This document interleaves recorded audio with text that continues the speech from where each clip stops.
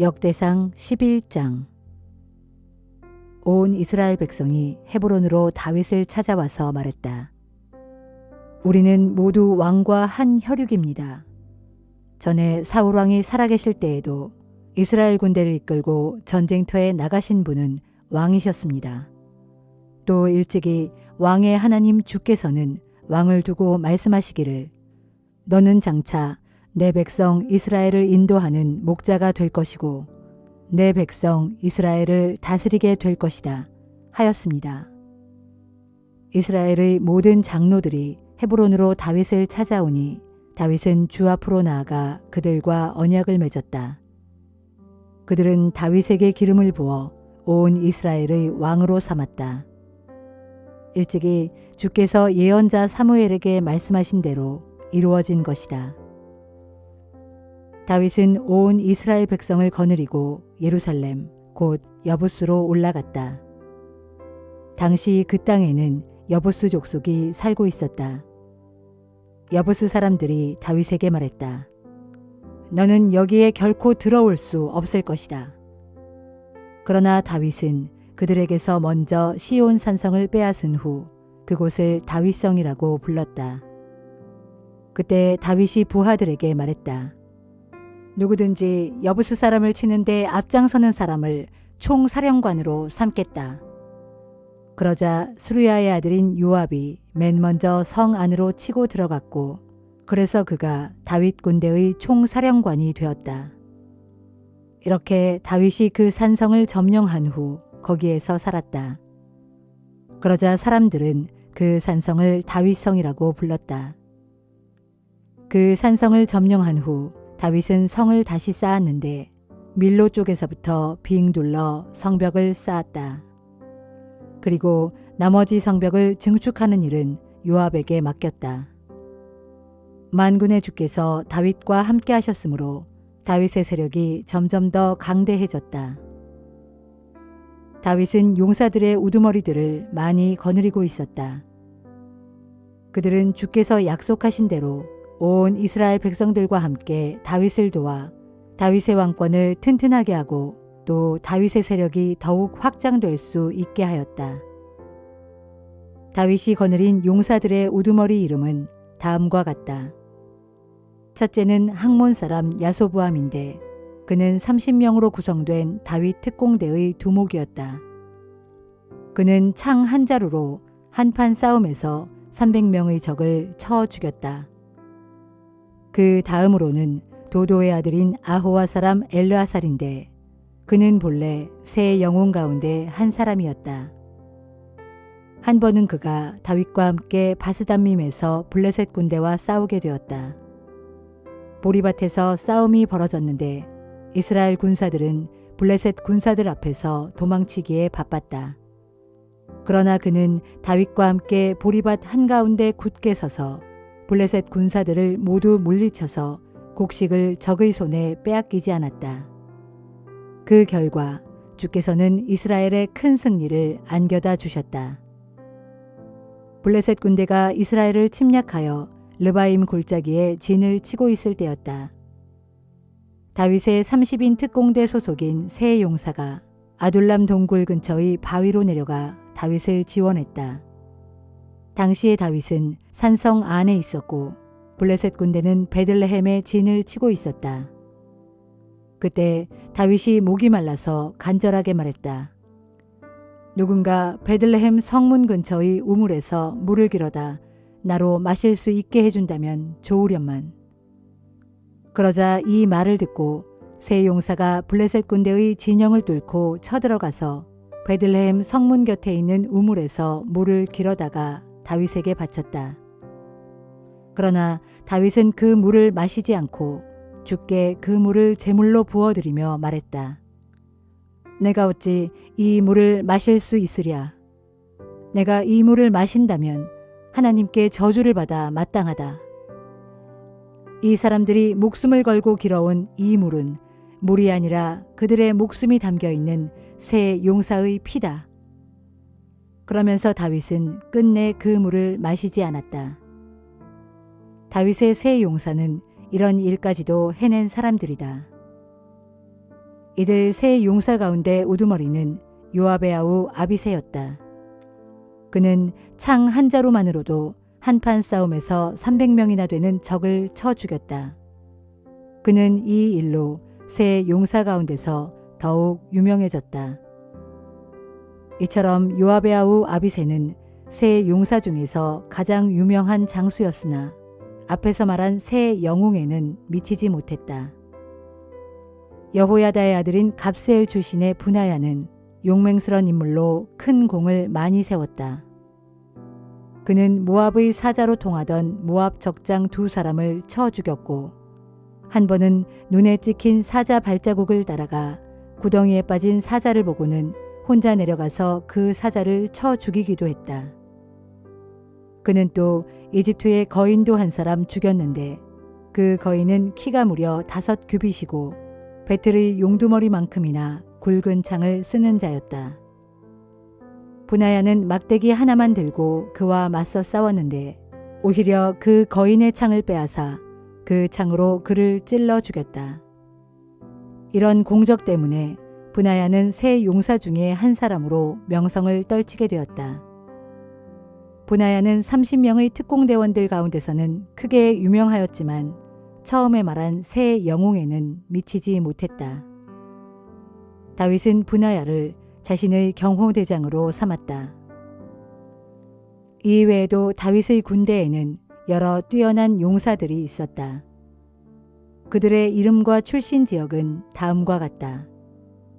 요압의 아우 아사헬, 도도의 아들인 베들레헴 사람 엘하난, 하롤 사람 삼훗, 블론 사람 헬레스, 이게스의 아들인 드고아 사람 이라, 아나도 사람 아비에셀, 후사 사람 십부게, 아호아 사람 일레, 느도바 사람 마하레, 바하나의 아들인 느도바 사람 헬렛, 베냐민 자손으로 리베의 아들인 기브아 사람 이데, 비라돈 사람 분하야, 가하스 시냇가에 사는 후레, 아르바 사람 아비엘, 바하룸 사람 아스마웻, 사알본 사람 엘리아바, 기손 사람 하셈의 아들들, 사게의 아들인 하랄 사람 요나단, 사갈의 아들인 하랄 사람 아히암, 올의 아들인 엘리발, 무게라 사람 헤벨, 블론 사람 아히야, 갈멜 사람 헤스로, 에스베의 아들인 나아레, 나단의 아우인 요엘, 하그리의 아들인 미팔, 암몬 사람 셀렉, 수르야의 아들 요압의 무기를 들고 다니는 요압의 부관인 베롯 사람 나하레,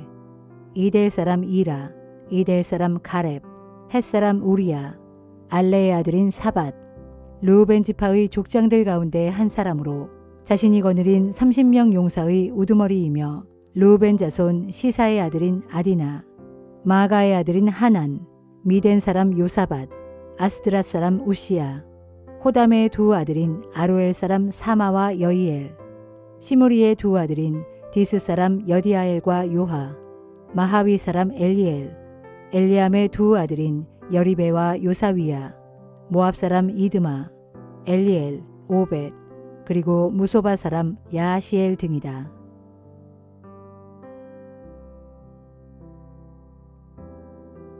역대상 12장.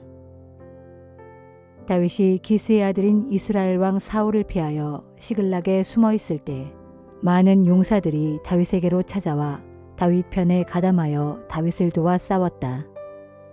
그들은 활도 잘 쏘고 좌우 어느 손으로도 물매를 던질 줄 알았다. 그들은 베냐민 지파의 사람들로 사울의 친족들이었다. 그들의 우두머리는 아히에셀이고 그 다음은 요아스인데 이들은 기브아 사람 스마아의 두 아들이다. 이들 외에도 다음과 같은 용사들이 도피 중인 다윗에게로 찾아와서 다윗을 도왔다. 그들은 곧 아스마웻, 두 아들인 여시엘과 벨렛, 브라가, 아나돗 사람 예후, 30인의 용사들 중 하나이며 한때는 그 우두머리였던 기브온 사람 이스마야, 예레미야, 야하시엘, 요하난, 그데라 사람 요사밧, 엘루세, 여리못, 부아랴, 스마랴, 하룹 사람 스바랴, 고라의 자손인 엘가나, 이시야, 아사렐, 요에셀, 야소부암, 그리고 여로함의 두 아들인 그돌 사람 요엘라와 스바랴 등이다. 다윗이 광야의 은거지에 숨어 있을 때 갓 지파 중에서도 여러 용사들이 다윗에게로 찾아왔다.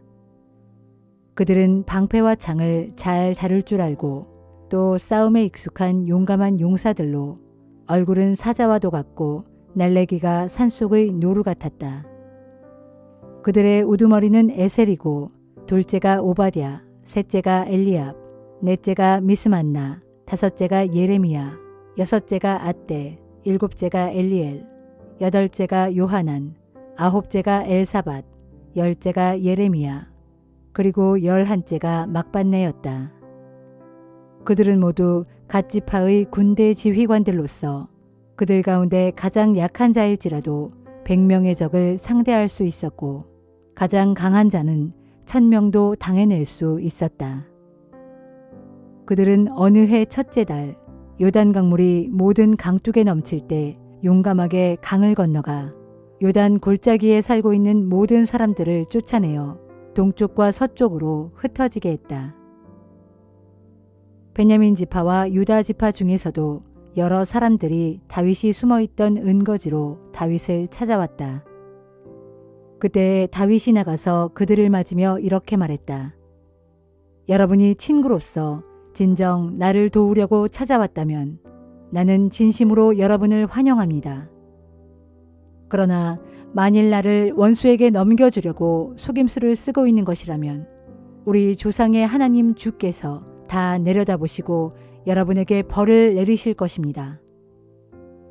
그러자 30인의 대장인 아마세가 하나님의 영, 곧 성령에 사로잡혀 이렇게 외쳤다. 다윗이여, 우리는 장군님의 부하들입니다. 이새의 아들이여, 우리는 장군님 편입니다.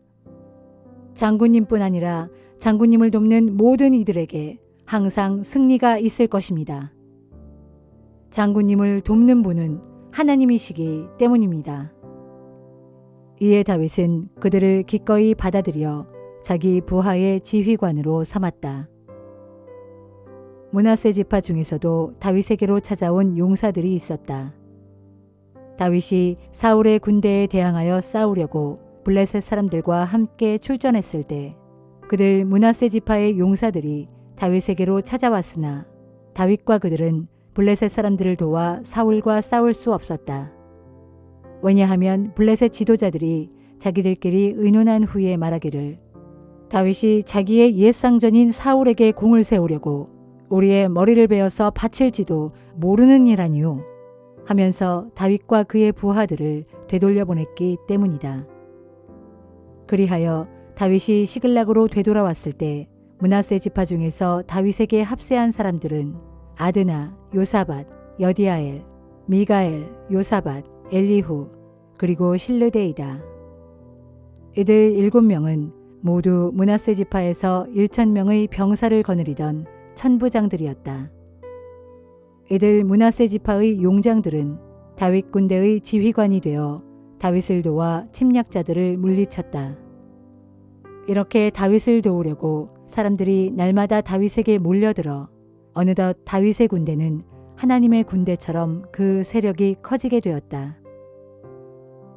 주의 말씀대로 사울의 왕국을 다윗에게로 돌리려고 무장을 한 채 싸울 준비를 갖추고 헤브론으로 다윗을 찾아온 사람들의 수요는 다음과 같다.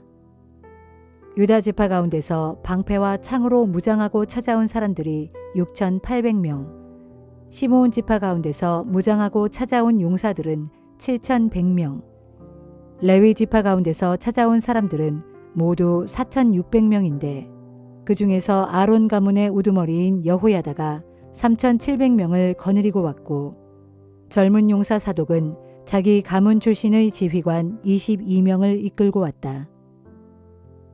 사울의 친족인 베냐민 지파 가운데서는 3,000명이 왔다. 그들 대부분은 다윗을 찾아오기 바로 직전까지도 사울의 집안에 충성을 바쳤던 자들이었다. 에브라임 지파 가운데서 다윗을 찾아온 사람들은 28,000명이었는데 이들은 모두 자기들 가문에서 뛰어난 용사들이었다. 므낫세 반 지파 가운데서는 18,000명이 찾아왔는데 그들은 다윗을 왕으로 세우라는 명령을 받고 다윗에게 나아온 사람들이었다. 이사갈 지파 가운데서는 200명의 족장들이 각자 자기들 휘하에 부하들을 데리고 다윗에게로 왔다. 그들은 시대의 변화를 분간할 줄 알았고 또 이스라엘이 해야 할 일을 잘 알고 있었다. 스불론 지파 가운데서는 5만 명이 다윗에게로 왔는데 그들은 다양한 무기로 무장한 채 다윗에게 충성을 바쳐 싸울 태세가 되어 있는 경험 있는 병사들이었다. 납달리 지파 가운데서는 지휘관 1,000명과 함께 방패와 창으로 무장한 군인 3만 7천 명이 다윗에게로 왔다. 단 지파 가운데서는 전투 준비를 갖춘 용사 2만 8,600명이 왔다. 아셀 지파 가운데서는 전투 준비를 갖춘 경험 많은 용사 4만 명이 왔다. 요단강 동쪽의 지파들, 곧 르우벤 지파, 갓 지파, 므낫세 반 지파 가운데서는 다양한 무기로 무장한 용사 12만 명이 다윗에게로 왔다. 전투 준비를 갖춘 이 모든 병사들이 다윗을 온 이스라엘의 왕으로 삼으려는 충성된 마음을 품고서 헤브론에 있는 다윗에게로 왔다. 헤브론에 오지 못한 채 남아있는 그 밖의 백성들도 모두 다윗을 온 이스라엘의 왕으로 추대하겠다는데 한 마음을 품었다. 다윗에게로 나온 그들은 헤브론에서 다윗과 함께 사흘을 지내면서 먹고 마셨다. 음식은 저마다 자기들의 가족이 마련해 주었다. 또 헤브론과 가까운 데 있는 사람들로부터 이사갈, 스불론, 납달리 지파같이 먼 지역에 있는 사람들까지도 나귀, 낙타, 노새, 소 같은 짐승에 음식물을 잔뜩 싣고 왔다. 밀가루, 무화과로 만든 과자, 건포도, 포도주, 올리브 기름, 그리고 소와 양 등 많은 것들을 가져오니 온 이스라엘에 큰 기쁨이 넘쳤다.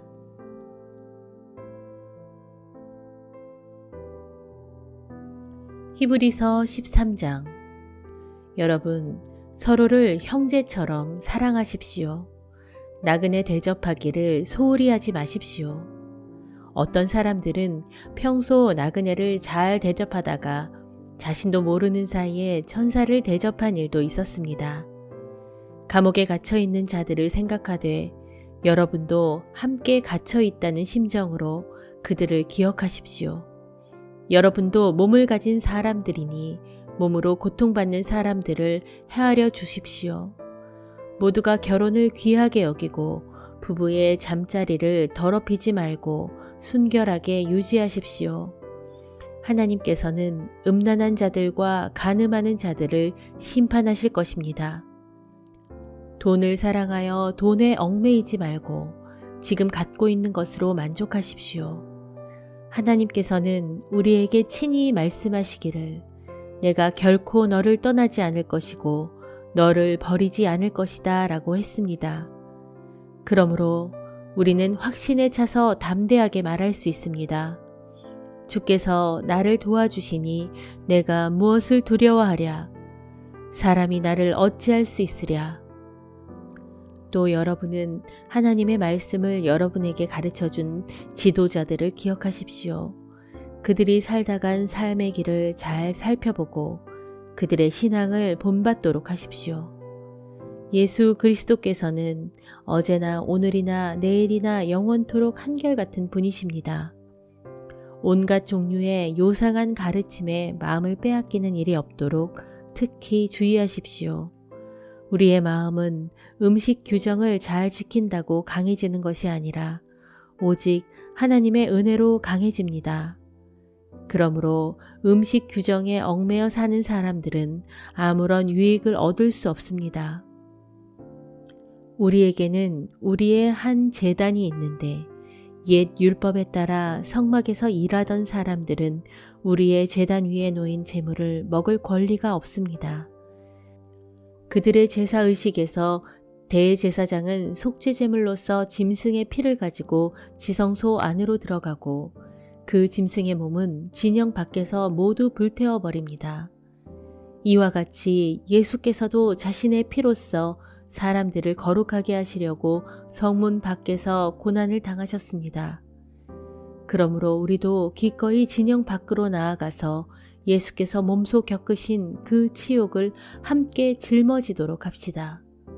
사실 이 세상에는 우리 성도들이 살만한 도성이 없습니다. 그래서 믿는 우리는 장차 올 도성을 간절히 기다리고 있습니다. 그러므로 우리는 예수를 통하여 하나님께 날마다 찬양의 제사를 드립시다. 그렇게 하는 것은 그분의 이름에 감사하며 우리의 신앙을 고백하는 입술의 열매입니다. 그리고 선한 일을 행하는 것과 나누어주는 일을 소홀히 하지 맙시다. 이러한 제사야말로 하나님을 진정 기쁘시게 해드리는 것입니다.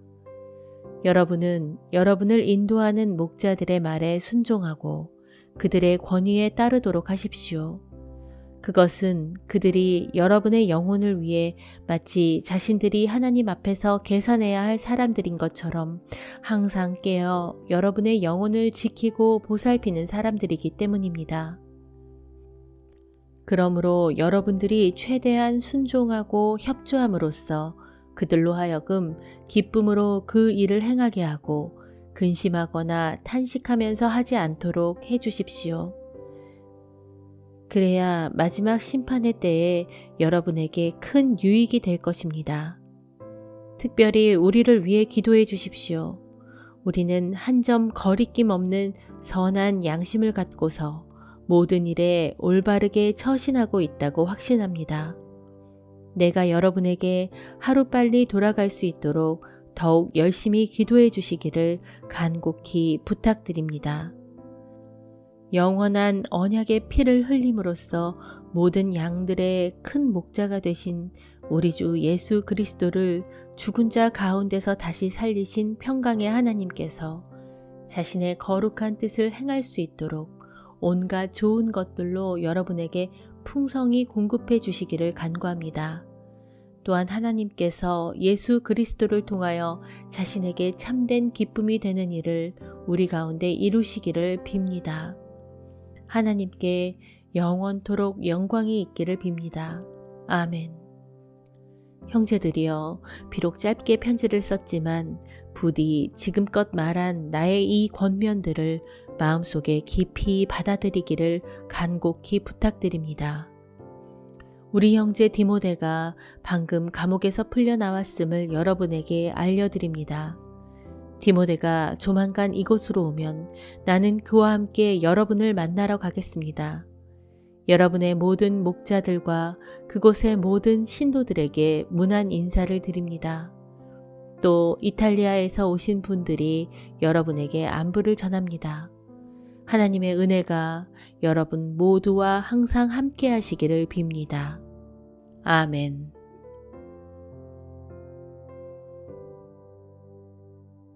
아모스 7장. 주 하나님께서 내게 보여주신 환상이 이러했다. 왕에게 세금으로 바쳐지는 첫 번째 작물의 수확이 끝나고 난 뒤 두 번째 작물이 이제 막 싹트기 시작할 무렵 주께서 메뚜기 떼를 일으키셨다. 그 메뚜기 떼가 몰려와 이스라엘 온 땅의 푸른 풀을 모두 갉아먹어 버렸다.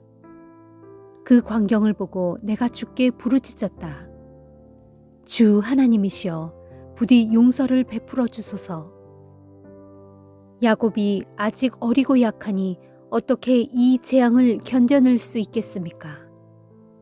그러자 주께서 이 일에 대하여 뜻을 돌이키시며 말씀하셨다.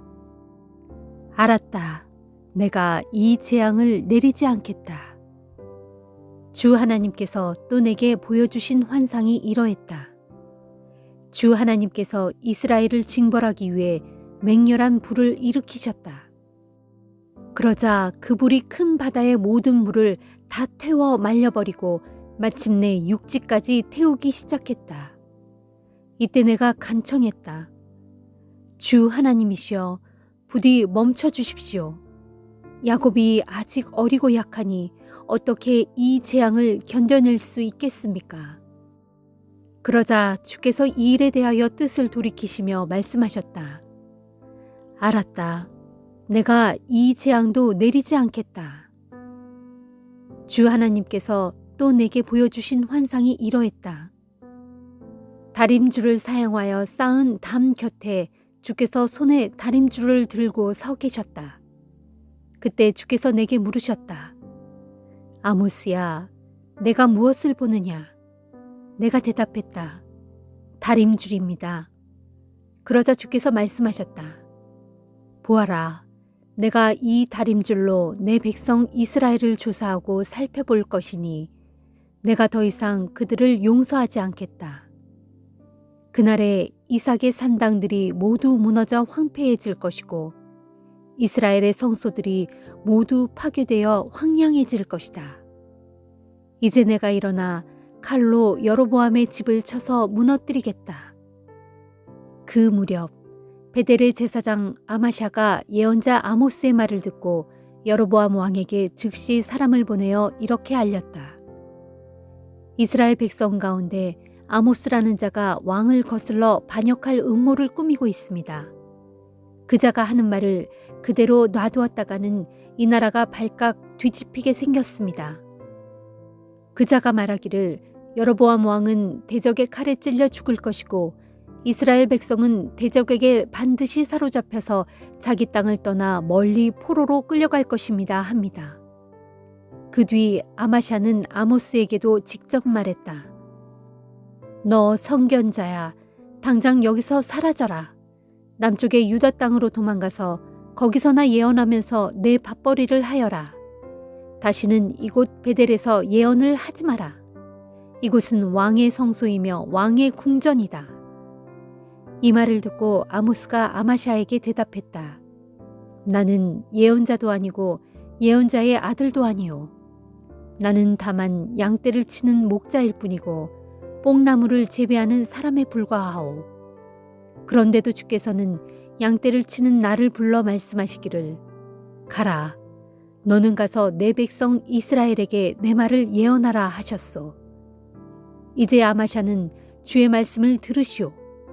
그대는 나더러 말하기를 이스라엘을 향해 심판하는 예언을 하지 말고 이삭의 집을 향해 경고하는 설교도 하지 말라 하였소. 그러므로 주께서 그대에 대해 말씀하시기를 내 아내는 성읍 가운데서 창녀가 될 것이고 내 아들 딸들은 칼에 찔려 죽을 것이며 내 토지는 다른 나라 사람들이 측량하여 나누어 가질 것이다. 너 자신은 포로로 사로잡혀 낯선 이방 땅으로 끌려가 거기서 죽을 것이고 이스라엘 백성들은 반드시 대적에게 사로잡혀 자기 땅을 떠나 먼 이방 땅으로 끌려갈 것이다 하셨소.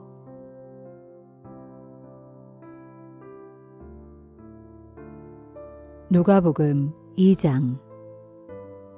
그 무렵 아우구스투스 황제가 로마 제국 전역에 칙령을 내려 모든 사람들로 하여금 호적 등록을 하게 했다.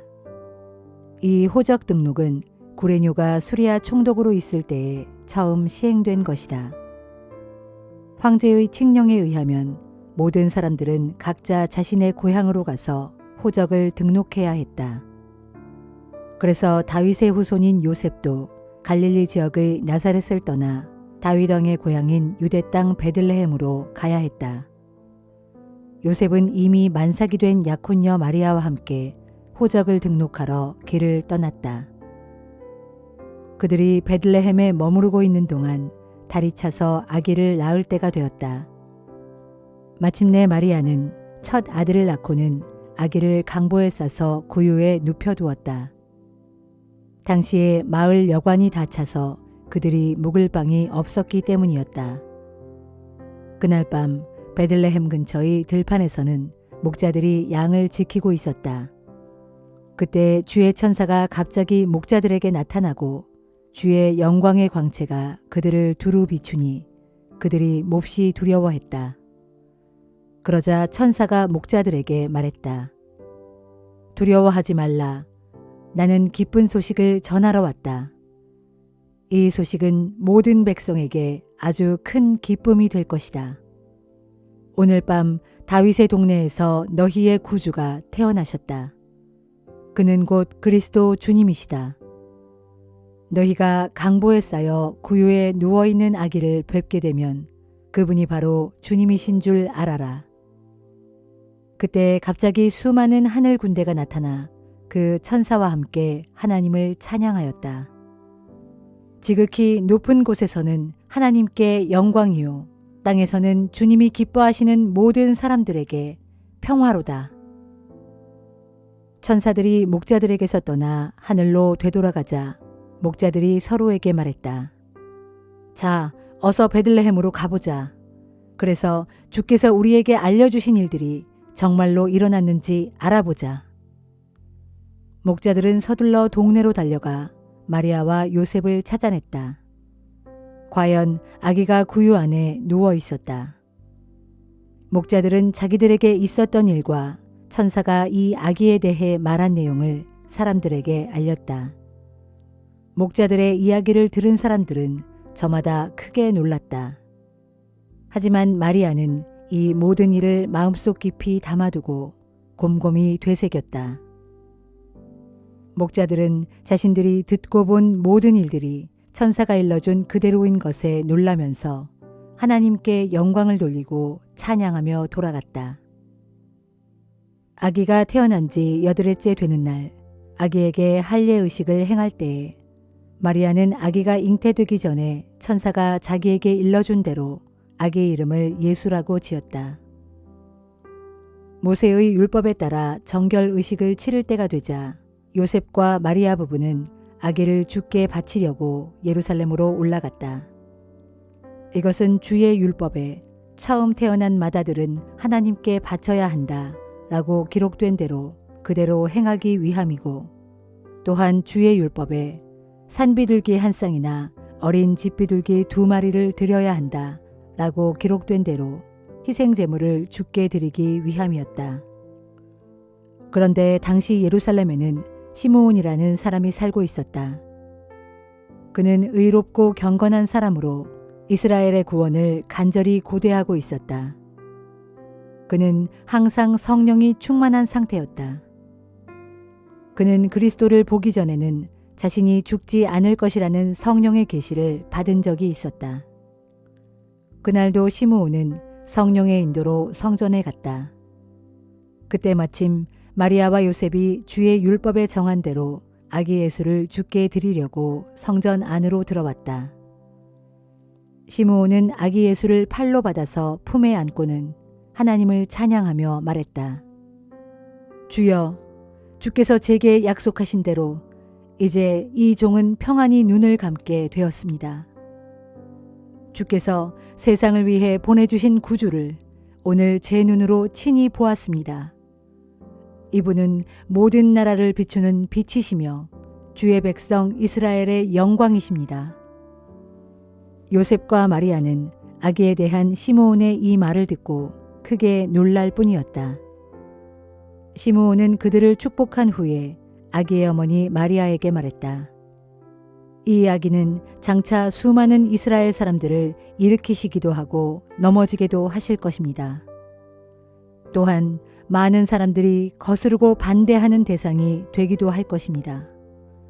그로써 수많은 사람들의 속마음이 드러나게 될 것이고 당신의 마음 또한 칼로 찔린 듯이 아플 것입니다. 또 아셀 지파에 속하는 바누엘의 딸로 나이가 매우 많은 여자 예언자 안나도 그날 성전에 있었다. 그 여자는 결혼한 지 7해 만에 남편을 잃고 84살이 되는 지금까지도 여전히 과부로 살고 있었다. 그 여자는 밤낮으로 기도하고 금식하고 예배를 드리면서 날마다 성전에서 살다시피 했다. 그 예언자는 할례의식이 진행되는 중에 성전에 들어왔다가 아기 예수를 보고 하나님께 감사를 드린 후에 예루살렘의 구원을 간절히 기다리는 사람들에게 그 아기에 대해 이야기했다. 주의 율법에 따라 모든 일을 마친 마리아와 요셉 부부는 다시 고향 동네인 갈릴리의 나사렛으로 돌아왔다. 아기 예수는 자라면서 날로 강건해졌고 지혜가 충만해졌다. 또한 하나님의 은혜가 항상 그에게 풍성히 임했다. 해마다 6월절이 되면 예수의 부모는 예루살렘에 올라갔다. 예수께서 12살 되던 해에도 예수의 부모는 관례대로 예루살렘으로 올라갔다. 명절이 끝나고 예수의 부모가 집으로 돌아가고 있는데 어린 예수는 아직 예루살렘에 남아 있었다. 예수의 부모는 그것도 모른 채 길을 계속 갔다. 그들은 예수가 일행 중에 끼어 있으려니 생각하고는 하룻길을 갔다. 그러다가 문득 예수가 생각나서 친척들과 아는 사람들 사이에서 찾기 시작했다. 그러나 아무 데서도 예수를 찾지 못하자 그들은 예루살렘으로 되돌아갔다. 사흘 후에야 예수의 부모는 예루살렘 성전뜰에서 예수를 발견했다. 때에 예수는 선생들 사이에 앉아서 그들의 말을 듣기도 하고 있었고 묻기도 하고 있었다. 그런데 예수의 말을 듣고 있던 사람들은 모두가 그의 슬기와 지혜에 크게 경탄했다. 예수의 부모 역시 그 일을 보고서 깜짝 놀랐다. 어머니가 예수에게 말했다. 얘야, 왜 이렇게 우리 속을 태우느냐? 나와 네 아버지는 너를 찾느라고 얼마나 헤맸는지 모른다. 그러자 예수가 대답하였다. 왜 그렇게 저를 찾으셨나요? 제가 당연히 제 아버지의 집에 있으리라는 것을 왜 모르셨죠? 그러나 부모는 예수가 자신들에게 한 그 말이 무슨 뜻인지 깨닫지 못했다. 소년 예수는 부모를 따라 고향 나사렛으로 돌아와 부모님께 순종하며 지냈다. 예수의 어머니 마리아는 이 모든 일을 마음속에 소중히 담아두었다. 예수는 날로 키와 지혜가 자라났고 자라면서 하나님과 사람들에게서 더욱 사랑을 받았다.